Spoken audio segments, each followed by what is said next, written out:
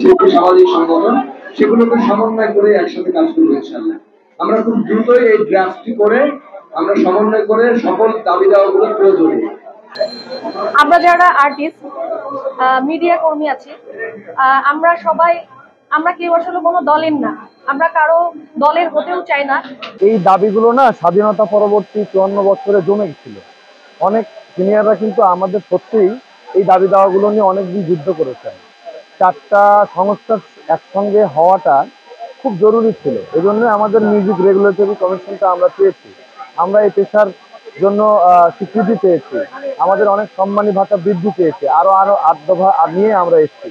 এটা আসলে আমাদের প্রাণ মনের সকলের না নির্দলীয় দাবি। আমার যারা শিল্পী ভাই আছেন সারা বাংলাদেশে, তারা কিন্তু এই একটা দাবি নিয়ে আছেন যে শিল্পীরা কিন্তু আমরা খুব অবহেলিত।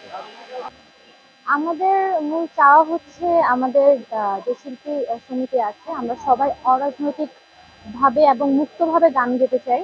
কারণ হয় কি, মানে এই যখন রাজনীতিটা এখানে চলে আসে তখন আমরা কিন্তু স্বতঃস্ফূর্ত ভাবে আমাদের প্রোগ্রামে আমরা গাইতে পারি না। অনেক বাধা বিপত্তি থাকে, হয়তো এই দল ওই দলের ক্রোধ থাকে। তারপর ওখান থেকে মানে দেখা যাচ্ছে যারা বিরোধী দল থাকে তারা আমাদের যদি কোনো প্রোগ্রামে আমাদেরকে আহ্বান করা হয়, তখন আমরা যদি ওই প্রোগ্রামে যাই তখন আমাদের উপরে এই ইফেক্টটা পড়ে। তো আমরা এটা কখনো চাই না, আমাদের কারোর সাথে ক্লাশ হোক, কারোর সাথে বিপত্তি বাধুক, এটা আমরা কখনোই চাই না। এই জন্য আমরা মুক্তভাবে গান করতে চাই, এইটাই খালি আমাদের দাবি। আসলে আমরা একটা বৈষম্য বিরোধী অরাজনৈতিক শিল্পী সংগঠন চাচ্ছি। আমাদের এই যে অলরেডি ব্যানার হয়ে গেছে, আমরা এখন র্যালিতে যাব। আমাদের বাংলাদেশ স্বাধীন হয়েছে 53-54 বছর হয়ে গেছে। সবাই মুক্ত হয়েছে কোনো না কোনো ভাবে, কোনো না কোনো কারণে, অনেকগুলো বছর ধরে। কিন্তু আমরা শিল্পী বলতে এখানে কণ্ঠশিল্পী, যন্ত্রশিল্পী, গীতিকার, সুরকার, সঙ্গীত পরিচালক, শব্দগ্রাহক, সবাই এটা ইনক্লুডিং।